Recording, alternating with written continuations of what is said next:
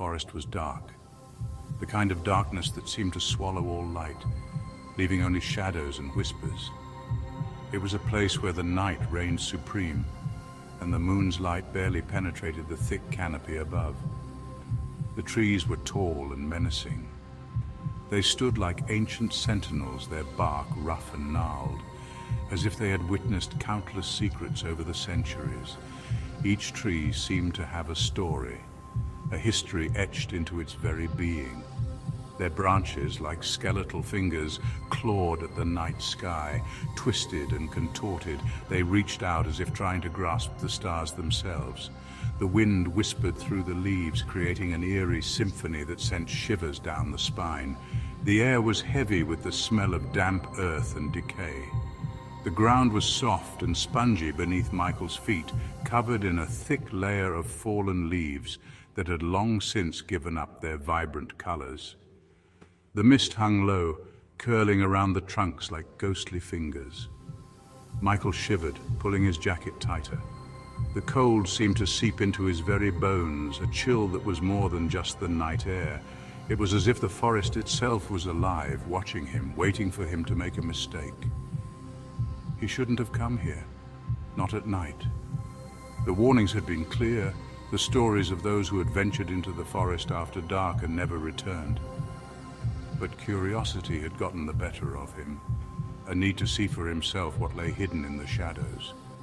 But something drew him in, a siren song of the unknown. It was a pull he couldn't resist, a whisper in the back of his mind that urged him forward. The deeper he went, the stronger the pull became, as if the forest itself was calling to him. He ventured deeper, the darkness swallowing him whole. The trees closed in around him, their branches forming a twisted canopy that blocked out the sky. The path became harder to follow, the undergrowth thicker and more tangled. The path was lost, hidden beneath a carpet of dead leaves. Each step was a struggle, the leaves crunching underfoot and masking any sound of movement. It was as if the forest was trying to keep him from finding his way out. Each step was a gamble, a descent into the unknown. The forest seemed to shift and change around him, the trees moving closer together, the shadows growing darker. Michael's heart pounded in his chest, a steady drumbeat of fear and anticipation. He knew he was not alone, that something was watching him from the darkness, waiting for the right moment to strike. A twig snapped. Michael froze, his heart pounding in his chest. He listened, his breath catching in his throat. There it was again, a whisper carried on the wind. He couldn't make out the words. They seemed to slither through the trees, evading his grasp. Fear, cold and sharp, pierced his gut. He pressed on, drawn deeper into the forest's embrace. The whispers grew louder, more insistent. They seemed to be calling his name. Michael's mind raced. What could be making those sounds? The forest was known for its eerie tales, stories of lost souls and ancient spirits. He had always dismissed them as mere legends. But now, in the heart of the woods, he wasn't so sure. The whispers seemed to wrap around him, pulling him further into the unknown. Each step he took felt heavier, as if the forest itself was trying to hold him back. His breath came in short, ragged gasps. He could feel the cold sweat trickling down his back. The whispers were no longer just sounds, they felt like a presence, something tangible and real. Michael's thoughts drifted to the stories his grandmother used to tell him, tales of the forest spirits that protected their land. Could it be that those spirits were real? And if they were, what did they want from him? The moonlight cast long, eerie shadows on the forest floor, making the trees look like twisted, ghostly figures. Michael's fear grew with each passing moment. He wanted to turn back, to run away from the whispers and the darkness, but something deep inside him urged him to continue. It was as if the forest was calling to him, beckoning him to uncover its secrets. With a deep breath, Michael steeled himself and pressed on. The whispers grew louder, more distinct. He could almost make out the words now, but they still eluded him. The forest seemed to close in around him, the trees forming a dense canopy that blocked out the sky. He felt a chill run down his spine as he realized he was no longer alone. The whispers were all around him, surrounding him, guiding him deeper into the heart of the forest. He reached out, his fingers brushing against the rough bark of a tree. The sensation grounded him, reminding him that he was still in the real world, even if it felt like a dream. The whispers seemed to respond to his touch, growing louder and more urgent. Michael knew he was close to something important. He just had to keep going, to follow the whispers and see where they led. Finally, he emerged into a small clearing. The whispers were deafening now, a cacophony of voices that seemed to come from all directions. Michael stood in the center of the clearing, his heart pounding in his chest. He knew that whatever was calling to him was close, and he was ready to face it. The forest had brought him here for a reason, and he was determined to uncover its secrets no matter the cost. Michael. The voice was closer now, a ghostly echo reverberating through the trees. He spun around, searching for the source. His eyes darted back and forth, but he saw nothing. "Who's there?" he called out, his voice trembling. Only silence answered him. He waited, holding his breath, but the voice was gone. Had he imagined it? The forest seemed to press in around him, a suffocating presence. The trees were closer now, their branches tangled and intertwined, forming a labyrinth with no escape. He stumbled forward, his foot catching on a gnarled root.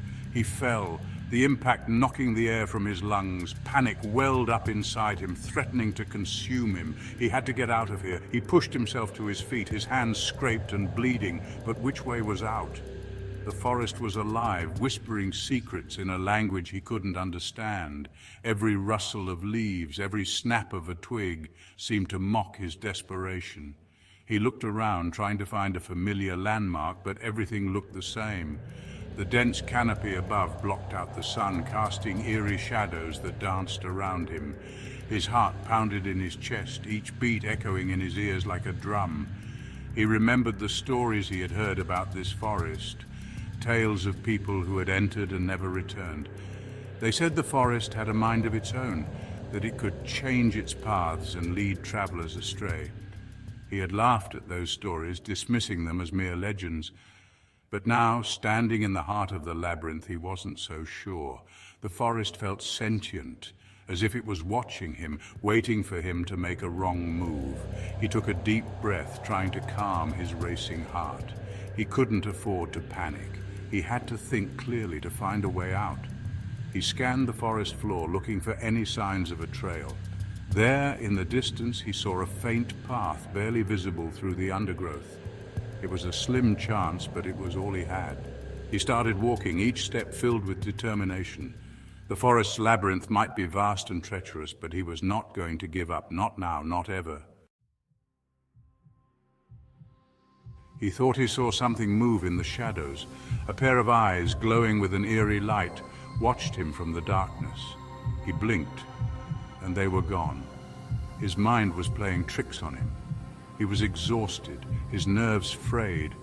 He needed to find his way back to the path. He pushed on, his heart pounding in his chest. The forest seemed to be alive, watching his every move. Then through the trees he saw it. A light, faint but unmistakable. Hope surged through him, pushing back the fear. He stumbled towards it, his legs aching, his lungs burning. As he drew closer, he realized it was a fire, a small campfire nestled at the base of a giant oak tree. Someone was here. Relief washed over him. He wasn't alone. "Hello?" he called out, his voice hoarse. "Is anyone there?" The echoes of his voice bounced off the trees, distorted and amplified. He flinched, his hand instinctively reaching for the pocket knife in his pocket. He approached the fire cautiously, his eyes scanning the surrounding woods. The flames danced and flickered, casting grotesque shadows that danced and writhed. Sitting by the fire was a figure shrouded in darkness. Michael couldn't make out their features. He hesitated, unsure whether to approach or turn and run. "Hello?" he tried again, his voice barely a whisper. The figure stirred, slowly turning to face him. Michael's breath caught in his throat. The firelight flickered, illuminating the figure's face for a fleeting moment. It was a woman, her face pale and drawn, her eyes wide with a mixture of fear and relief. "You're here," she whispered, her voice raspy. "I've been waiting for you, Michael." Michael stared at her, his mind racing. How did she know his name? Who was she? The woman held out her hand, her fingers long and slender. "Come," she beckoned, "don't be afraid." Michael hesitated, his gut screaming at him to run, but something in her voice, a strange sense of familiarity, drew him in. He took her hand, and she pulled him down beside her. As the warmth of the fire enveloped him, he realized he was more lost than he ever could have imagined.